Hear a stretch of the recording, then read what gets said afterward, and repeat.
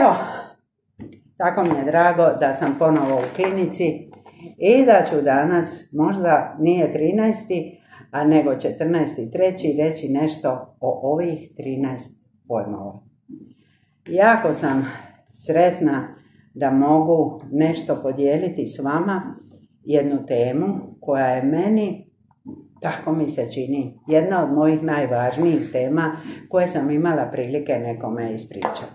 Možda mi je najvažnija kako se dobro posvađati, jer tako sam počela i pisati, to je bila moja prva knjiga, ali mi je nakon toga sklopa svađe i pomirbe možda najvažnije obrambeni mehanizmi. Zašto? Zato što ih svi, nažalost, znamo i tako se faktično ponašamo, a trebali bi se ponašati skroz drugčije. Zamislite. Ponašamo se, nemojte misliti da ja govorim vama.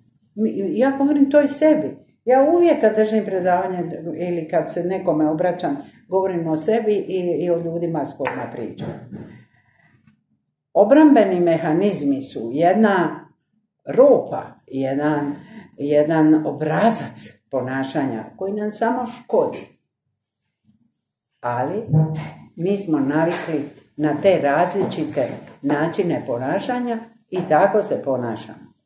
Ja ću odmah na početku reći šta bi bilo bolje. Bilo bi bolje razumjeti o čemu se radi. Nije lako razumjeti problem koji nas je pritisnuo. Mi možda i upadnemo u obrambeni mehanizam jer uopće problem nismo razumjeli, pa skliznemo u jedan od naših uobičajenih obrazaca ponašanja.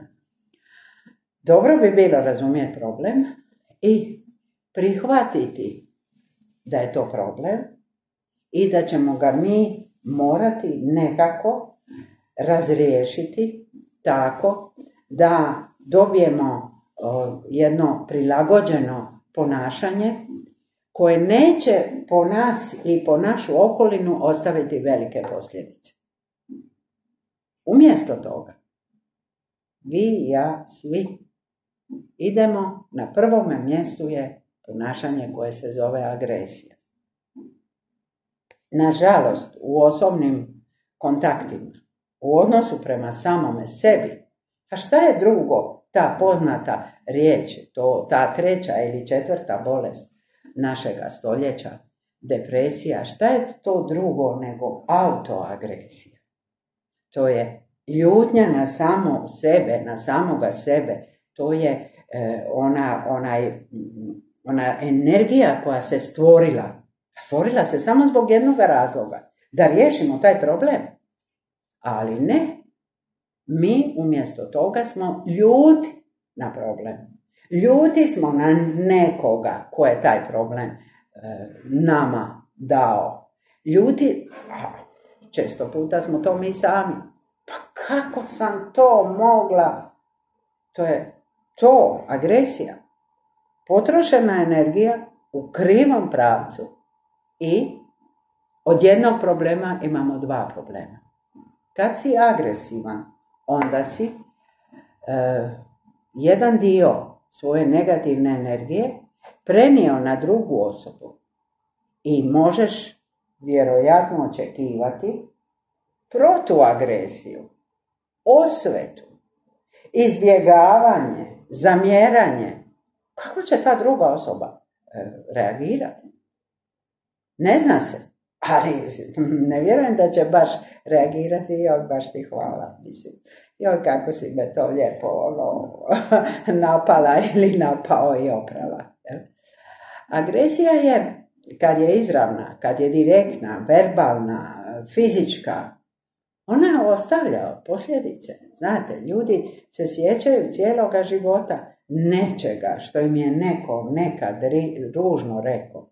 Ako ste imali običaja ili čuli od nekoga da vam je, ne znam, majka, baka, učiteljica govorila, što ja gluho me šapćem, a slijepo me namigujem. To bi bilo po prilici, ne čuješ me, ne razumiješ me. Neki su ljudi to zapamtili. A to je zapravo važilo samo za tu jednu malu situaciju. Bilo je potpuno suvišno i neduhovito tako nešto reći. Zašto se ipak agresija toliko dugo nas drži i na toliko širokom području ove male plave planete? Zašto? Jer je nažalost efikasna. Nažalost, koji put čovjek u trenutku kad hoće nekoga spriječiti, pa mu zavrne ruku, pa kad ga spriječi, a šta sad? Šta sad dalje? Sad imamo dva problema. Ako želimo nekoga iz ove prostorije, ma ne daj Bože, samo dajem primjer, izbaciti, agresijom ćemo to uspjeti. A šta ćemo dalje? Kako ćemo dalje? Koliko je nas to naše agresivno ponašanje oštetilo, a ne samo onoga prema kome smo agresivni. Izravna agresija na neki događaj je jedna priča. Grozna je, neću spominjati, jer svi vi znate u kojim sve vidovima, svađa, ratova, netrpeljivosti, radnih, poslovnih, obiteljskih konflikata, agresija tu cvate li cvate. Ali ima nešto još što je gore od agresije. A isto je agresija. To je kad uzrok agresije mi pobrkamo. Mi smo tu na poslu jako fini. Je, da, kolegice, je sve u redu. Zapravo smo jako ljuti i onda dođemo kući. A naša kćer nas je htjela obradovati, pa je napravila krasan ručak. Ja kažem, šta si to napravila? To je bez veze. To je zamijenjena agresija. Odvratna, supstituirana agresija. Šta dijete moje zna šta je kolegica rekla? Ali ja nisam imala snage, nisam imala obraza, nisam bila spremna ući u rizik da se kolegici zamjerim. Pa sam rekla, skroz ste u pravu. A moja kćer, to je moja kćer, ja se na nju mogu otresti. Grozno.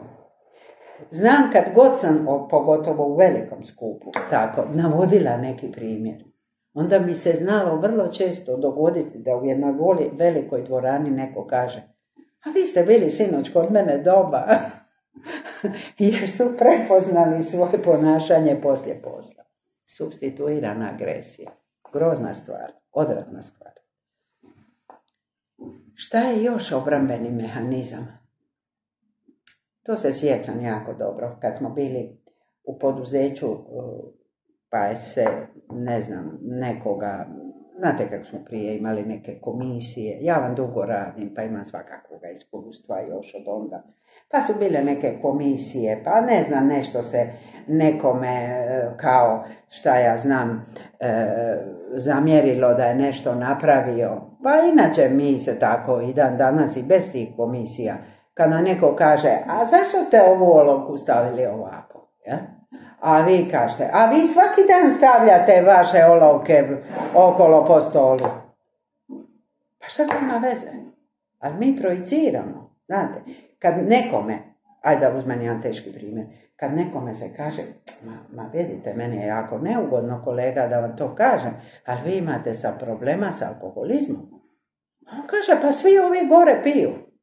Pa šta meni govorite? To je projekcija. Kao da bi moj neki problem koji ja imam automatski postao manji. Ako ja kažem, pa svi piju. Ili ja sam uzela ovu knjigu pa sam je odnijela. Vi meni kažete, pa kako ste mogli uzeti knjigu odavle? Pa nije to vaša knjiga. Ja kažem, pa svi dođu pa uzimaju. Projekcija.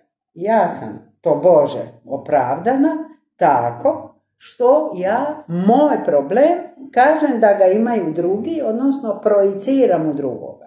Šta sam s time dobila? Ništa nisam dobila. Dobila sam, svi obrambeni mehanizmi imaju jednu zajedničku crtu. Ti imaš tada osjećaj da si kao nešto napravio, kao riješio neki problem. Ti sam napravio 2 problema. Imaš onaj otprije šta si uzeo knjigu, nisi trebao, jel? I imaš još šta si nekoga u projekciji optužio, u agresiji ozlijedio, u supstituiranoj agresiji krivo ga napao. Prestrašno, prestrašno. Postoji obrambeni mehanizam koji se zove fiksacija i on je vrlo često ponašanje. Vi kad, na primjer, ja bi sada htjela izaći iz ove sobe i kad bi ta vrata, da, možda imaju 2 brave, i sad vi meni date ključ da mi pomognete, jel? Ja se žurim, ja kažem, ljudi, neka su zaključeni, dajte mi ključ. Ja sad otvaram ovu donju bravu, jel? I vrata se nikako ne otvaraju. Ja ne vidim da ste vi meni dali odmah, draga žena, pametna žena, 2 ključa i da je ovaj ključ za ovu gornju bravu. Ali ja ne. Ja otvaram silom donju bravu, fiksiram se na pogrešno rješenje, jer sam toliko uznemirena da nemam vremena stati i vidjeti da li možda bi tu trebalo nešto drugo napraviti. Mnogi ljudi kad im se kaže ovo ste pogriješili, onda oni kao iz nekoga inata, kao iz nekakve sužene svijesti, ono baš ustraju u toj pogrešci. To je obrambeni mehanizam koji zovemo fiksacija. Ovaj obrambeni mehanizam koji sam, razmišljala sam o njemu dok sam se dogovarala za temu i dok sam išla k vama, uvijek vas neki aktualni događaji, i ako svaki dan se zapravo meni, vama i svima nama dogodi da upadnemo u jedan obrambeni mehanizam. Negacija je vrlo česti obrambeni mehanizam. Ona je na posljedku kod žalovanja, prvi stupanj žalovanja kroz kojih smo skoro svi prošli. Ja se sjećam kod danas, kad su meni javili iz bolnice da je moja mama umrla. Ja sam se taj čas obukla. Znate koliko je daleko od Splitske rive do Splitske opće bolnice Firule? Ja sam trkom došla gore i rekla, šta je vama? Kako možete krive podatke davati? Ja se sad i liječim. Ja? Ti ljudi ništa nisu bili, naravno. To je isto jedna moja negacija koja je imala formu napada, koja je, oni su mi rekli, sjednite, šta ste vi čer, lipa moja, sjednite, oni su mene malo, znate, kako bi rekla, spustili, ali ja sam zbilja mislila da se radi, ja se danas toga sjećam, ja sam zbilja mislila kako su mogli tako strašno pogriješiti. Ja mislim da sam ja njima 10 puta rekla, moja mama, jer se vidi, to je ja čak nisam rekla ime, jer sam se ja vezala za taj dio, mislim, to vam je negacija. Jel?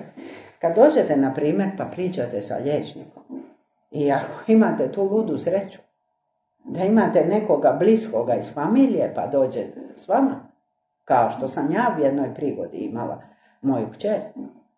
I sad doktor je rekao šta je imao reći. Ja? On je to opširno, fino, sve opisao. I kad je sve bilo gotovo, ja sam uzela moju kćer i rekla, ajmo mi doma, sve je dobro. Ona kaže, pa je, sve je dobro, oni će tebe primiti za operaciju. Sam rekla, molim, kako operaciju? Ona kaže, pa nisi ti čuo. Čula sam svaku riječ, šete. Ja sam negirala da ne postoji onaj dio koji valjda meni nije u tom momentu, mislim, vi po prilici svi znate zbog čega mi nije pasalo. Zaista mi, nisam s time računala, kako bih rekla, nisam to očekivala, ne znam nikoga baš koji bi se toj vijesti obradovao, a u krajnjem slučaju sa jednim povjerenjem prema liječniku koji je bio i liječnik i profesor i tako dalje, poslije kad promisliš kažeš pa baš dobro, eto je zbilja dobro, ali ja prvo nisam čula, ja sam negirala. Ja se sjećam jednoga, on je jedan naš rođak, kad je jedan mladić u ovome ratu poginuo, nažalost, jer je z broda pucano na obalu. A on je, mladić, onako mislio da je nemoguće da će s broda pucati. Pa to je naš brod. Pa kako, šta? I on je njima mahao. A oni su tako ga upucali da skoro nisu imali šta pokopati. I kad je njegov brat dobio informaciju šta se dogodilo, a tu je informaciju dobio u prostoriji koja je od njegove prostorije odjeljena staklom, on je krenuo i kroz staklo išao toga čovjeka udariti šakom. Naravno, ozlijedio je ruku. Jer je mislio, kako vam, šta on govori? Moga brata. Mislim, to vam je ta negacija. Mi neke stvari za koje će nam trebati vremena i vremena da ih shvatimo. I da nađemo neke druge načine kako ćemo se s time nositi. Ali ja sve ove obrambene mehanizme koje vam sada spominjem ih kao jednu vašu spontanu, neposrednu reakciju na neki zaista teški i strašni događaj. Nije moguće, mi govorimo. Ma ne, a kad on to govori, a to nije moguće. Ja ubivam zlo. Ja udaram šakom u zlo, a ne u toga čovjeka. Što je potpuno jedna negativna, naravno, poslije shvatite situacija. Mnoge stvari koje mi danas znamo ih od uvijek, jer je bio jedan grčki rob. Mi ime njegovoga vlasnika ne znamo, ali mi znamo toga roba. On se zvao Ezop. I on je nama mnoge stvari prepričao na jedan način kroz neku basnu. Tako je i ovaj pojam, koji ću ja sad spomenuti, a koji spada u obrambene mehanizme, zapravo najbolje razumjeti kroz jednu basnu. Inače, ta riječ racionalizacija znači svašta. Racionalizacija možda u tehnici, u ekonomiji, znači nešto drugo. Ima neki pozitivan tumačenje. Ali u obrambeni mehanizam racionalizacije je zapravo zloupotreba naših intelektualnih sposobnosti. Dakle, o čemu se radi? Bila je jedna lisica koja je došla ispod vinove loze i bila je gladna i htjela je jesti grožđe. Međutim, to je bila vinova loza penjačica i ona je shvatila da se ne može popeti gore da dohvati grožđe. I onda je rekla da neće jesti to grožđe jer je kiselo. To je racionalizacija. Kako Ezop nas uči? A racionalizacija, na primjer, kod ispita, jer vam je ovako. Mi tražimo, a tako ćemo najbolje objasniti, mi tražimo u racionalizaciji pametni razlog, ali ne pravi. Vi mene pitate, a jeste položili ispit? A ja kažem, budala me bacila. Ne, nisam ja pala. Ja? Pa kako ste došli kasno? Pa uteka mi tramvaj. A tramvaj stoji i kaže, vidim male ljubice, sad ću joj uteći. Jel tako? Baš točno tako. To je racionalizacija. Ja sam mislila to napraviti, jeli? Ali znate, to se ne može napraviti zbog ovog ili onog razloga. Pa nađu ja sad 100 razloga zbog kojih se skoro ništa ne može napraviti. Ako tražiš razlog zbog kojega se te ne može napraviti, naćeš ga. I to mi često radimo. Jer zapravo ne želimo. Ova se lisica zasramila, pa kud bi ona ispala budala da se penje pa da je para sa te loze. Ja? A i meni bi bilo strašno neugodno da vam rečem, pa nisam dobro naučila. Mislim, pa profesor me baš pitao onaj dio koji sam ono malo ka preletila. Pa ja kažem vam, bacio me, jel? Pobjegalo mi, pa nemam pojma, jel? Pa mislim, taj šef, on mene ne može vidjeti nacrtano. Ja kad zakasnim pola sata, on to nikako ne razumije. To je racionalizacija. Ja? Traženje dobrog, ali ne pravog, istinitog razloga. Mi često puta, kad nas neko nam želi nešto objasniti, onda mi negdje vidimo da je to objašnjenje zapravo točno objašnjenje. I da bi to zbilja moglo tako biti. Ali kako to nama zbog nečega ne odgovara, onda mi nikako prihvatiti ovo dobro objašnjenje. Pružamo otpor, nalazimo nove razloge, ne, nije, ali, ovo, pa mijenjamo temu, pa kažemo, je, možda to, ali kako si ti, pa šta ima veze kako je on, nešto prije, ali ima nama tu sad momentalno veze da nas spasi, da pružimo otpor prema ovome što sad želimo reći. Jel? To je obrambeni mehanizam. Kad ima nekih obrambenih mehanizama koji su takvoga karaktera da možda toliko da su neki nisu toliko za zamjeriti kao agresija, nisu toliko za zamjeriti kao supstituirana agresija koja je odvratna. To su tako kako se mi nekako snađemo, znate, pa to je isto jedan pojam koji se zna iz ekonomije, kompenzacija. Znate, ja sad ne mogu vama platiti to što vam imam platiti, ali ja imam na lageru neke bačve, pa ja ću vam dati te bačve, a vama bačve ko zna zašto trebaju ili vam ne trebaju, ali vi ćete bačve dati nekome ko ima nešto drugo, jel?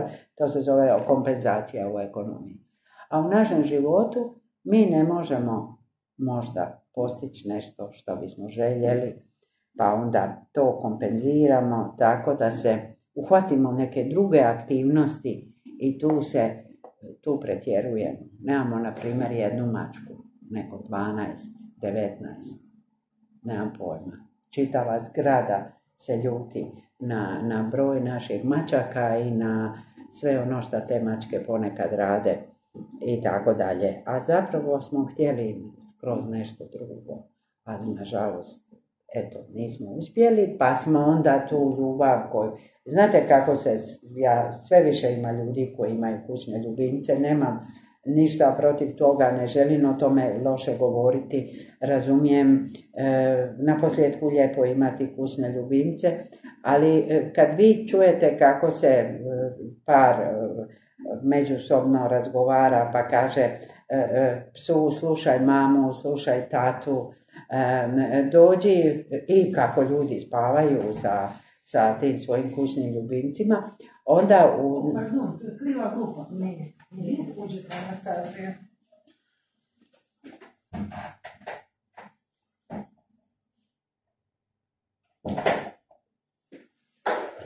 I mi pričamo o jednom obrambenom mehanizmu koji se zove kompenzacija. Ako ne možeš... Evo, učite, možete oko stola dalje. Pišam se, smo letili u pola filma, ali...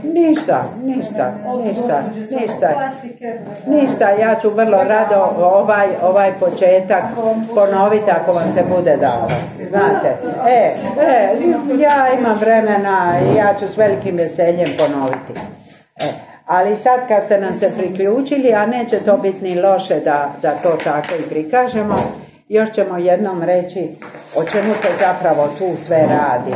Zašto sam ja danas došla i koja je tema koju ja danas želim s vama podijeliti. Da malo samo ponovim još jednom taj uvod za vas koji ste došli, a onda ću ja nastaviti dalje, a na kraju se vratiti na ovaj početak.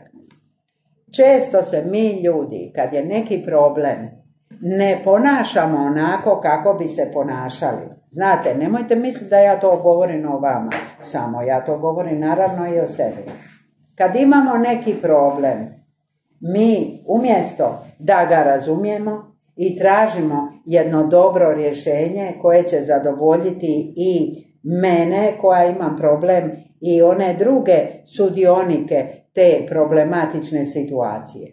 Umjesto da razumijem problem i da ga racionalno, intelektualno i emocionalno, inteligentno, lijepo riješim, ja umjesto toga upadnem kao u neku rupu, a ta se rupa ima, danas ću vam ja govoriti, o 13 različitih svojih, kako je namještena i šta ona znači.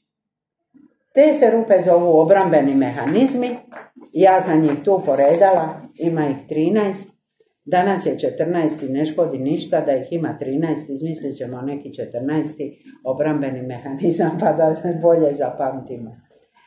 Obrambeni mehanizam je traženje neke štake umjesto da naučimo lijepo hodati. Obrambeni mehanizam je traženje neke izlike. Prvo se nekako, znate, izvući, a ne učiniti onako kako treba i razumjeti problem. I pričajući o tome, ja sam došla do jednog načina, takozvanog načina rješavanja problema koji se zove kompenzacija. Kad sigurno i u vašem, sad sve više ljudi imaju, sigurno i u vašem ulazu ili u vašoj zgradi ili u vašem susjedstvu ima neka osoba koja nema jednog kućnog ljubimca ni dva, nego, nemam pojma, ima 17 mačaka ili 27 mačaka i tako dalje. To znate da je kompenzacija po tome što to nije, što je to veliko, puno, obiljno. To su ljudi koji se međusobno, kad pričaju o tom svom kućnom ljubimcu, ako je to par, zovu mama i tata, to su ljudi koji spavaju sa tim svojim kućnim ljubimcima i tako. I ja iz svega toga, i vi, ja se pretpostavljam, zaključujem da se radi zapravo o jednome problemu koji nisu riješili na način na koji bi bilo dobro da su ga mogli riješiti ili tako da imaju vlastito potomstvo, da usvoje, da mislim imam više načina kako bi to čovjek možda mogao, a danas se sve veći broj ljudi koji čak i prije nego što uopće razgovaraju o tome da li bi možda se išli na to da žive tako da imaju djecu, prije nego uopće dođu do te teme, već imaju jednog kućnog ljubimca ili dva ili tri i tako dalje. Ja mislim da je to u nekim slučajevima, ne u svima, kompenzacija, zamjena. To je inače riječ koja se u ekonomiji upotrebljava u jednom drugačijem smislu, pozitivnom, a mi je u psihologiji zovemo obrambenim mehanizmom. Jedan sljedeći obrambeni mehanizam je identifikacija. Ja sam neki ovako mali, u jednoj maloj državi i jedna mala psihologica koja malo zna o nekim temama. Ja kad napravim neki eksperiment ili neko malo moje istraživanje, da mi izađe knjiga 9 vježbi opuštanja, ja imam 2000 ispitanika i to je recimo moj maksimum. I ja nemam tu mogućnost da imam još 10 suradnika koji bi provjerili to moju vježbu opuštanja na 30.000 ispitanika i mi bi onda imali jedno stvarno veliko, moćno istraživanje. Ja bi mogla tim putem, kad bi mogla, ili se zadovoljiti s ovim mojim malim rezultatima, ili se poistovjetiti sa nekim vrlo velikim i uglednim mojim kolegom. I citirati tog moga kolegu od jutra do navečer, svaki put kad vi mene nešto pitate, a ja kažem da, ali je jalom rekao, ali je jalom napisao, ali je jalom, ja iza svojih leđa imam sliku jaloma, njegove žene, njegovoga sina. Znate, to je identifikacija. Jalom je daleko u Palo Alto, a ja sam u Zagrebu. On meni jako imponira, ali ja sam napravila koliko sam ja znala, mogla, imala, htjela. A to da vi od mene čujete stalno o nekome drugome, to je zapravo moj pokušaj da riješim problem svoje, recimo, ograničenih svojih mogućnosti i intelektualnih i financijskih i ne znam nekakve želje za nekom važnosti, tako da se identificiram.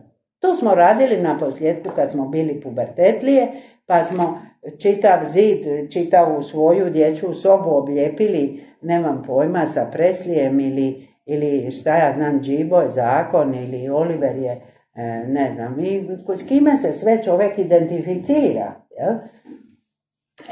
Jesu li to pjevači, je li to neka jako zgodna manekenka koja je na posljedku napisala da bi ona volila izgledati kao Klaudija Schiffer. Tako je dobro samo prikažu u ovim fotografijama. Dakle, obrambeni mehanizam je maknuti se od sebe i poistovjetiti se s nekim drugim tako da imaš svoga idola i da taj tvoj idol to za tebe. I gol, on je dao gol, on je nama dao gol.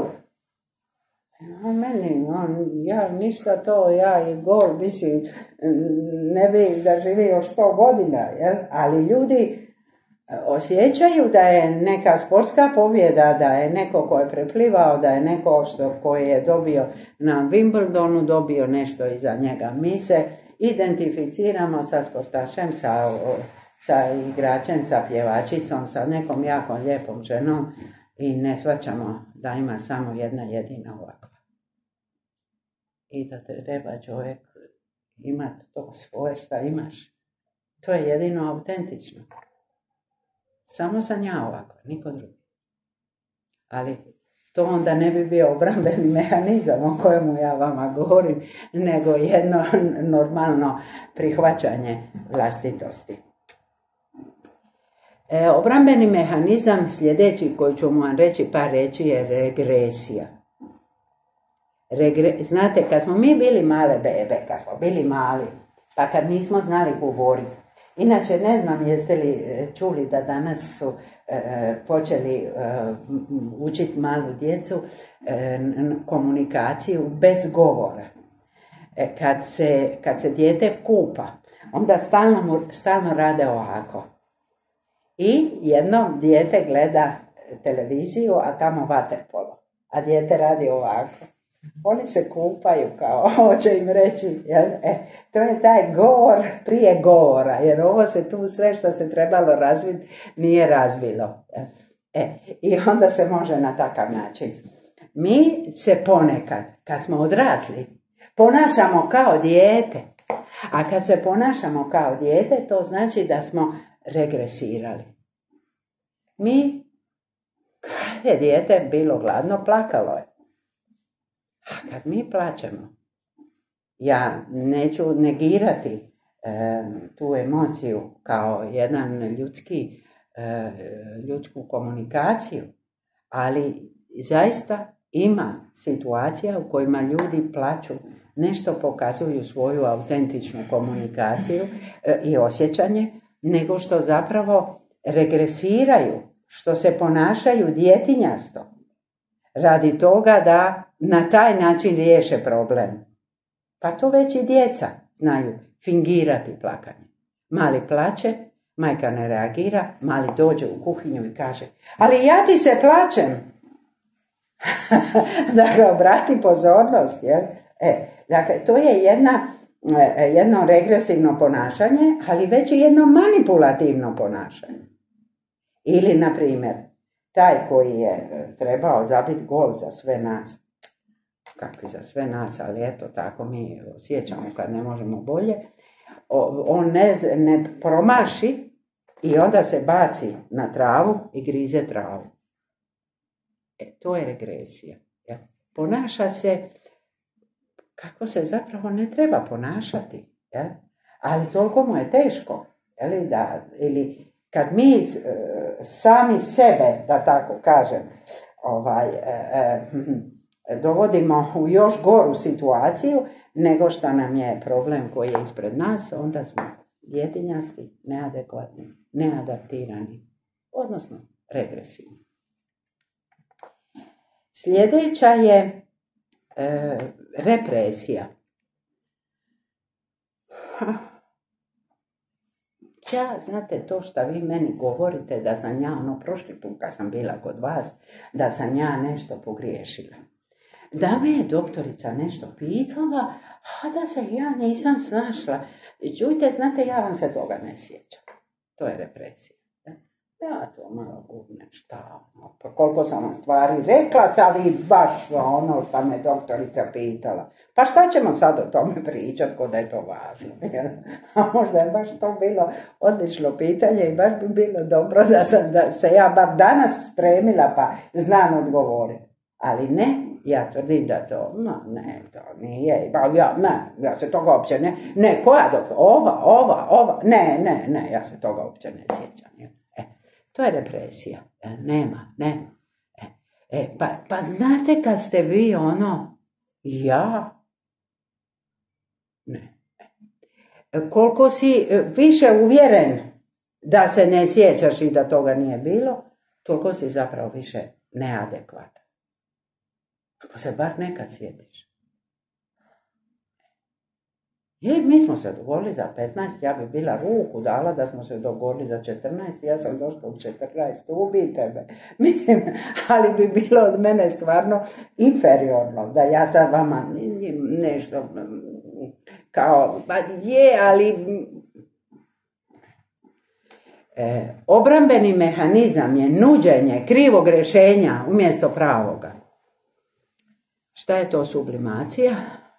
Ljudi koji jedan dio, znate, mi imamo jednu životnu energiju koju koristimo u razne fizičke, intelektualne i ko zna koje sve aktivnosti, ima tu i nekih aktivnosti koje se ja više ne sjećam, pa vjerojatno jedan dio tih aktivnosti koje se ja više ne sjećam, ljudi sublimiraju kad se baš time takvim sportom više ne bave, onda sublimiraju tu svoju snagu koju su trošili prije u jednom pravcu, a sad ne znam neko se prekine neki partnerski odnos ili nikad zapravo nije ni ušao u neki aktivni partnerski odnos i upiše, jedan fakultet, drugi fakultet, treći fakultet, doktorira i tako dalje. Tu energiju koju mnogi ljudi troše u jednome smislu, u obrambenom mehanizmu koji se zove sublimacija i koji je možda jedan od, recimo, takvih obrambenih mehanizama da najmanje šteti drugima, možda drugima čak i koristi, ali možemo ipak reći da to nije ono rješenje koje bi možda toga čovjeka, tu osobu, sasvim zadovoljilo, nego je to jedan način kako da se riješi, pod navodnicima riješi problem, odnosno kako dio te se energije prebaci u nekom drugom smislu. Koji put čovjek napravi velike i važne stvari. Inače, možda ste čuli, to je jedan dobar vic, kako su pričali da je Nikola Tesla smatrao da se uopće ne može čovjek baviti znanstvenim radom ako imaš obitelj i ženu. I onda je jedan, da to potvrdi, rekao, ja ovako zamišljam. Ja zamišljam Nikolu Teslu da se oženio. I došlo proljeće. I njegova žena dođe, ulazi u sobu, a Tesla ide ovako po sobi. Struja. A ona ovako ulazi i kaže, Nikola, ćemo da krećimo. Šta? Da li kreće, da li ne? Da li se oženi, da li ne? To je šala. Zadnji obrambeni mehanizam za ove koji su od početka tu je bijeg.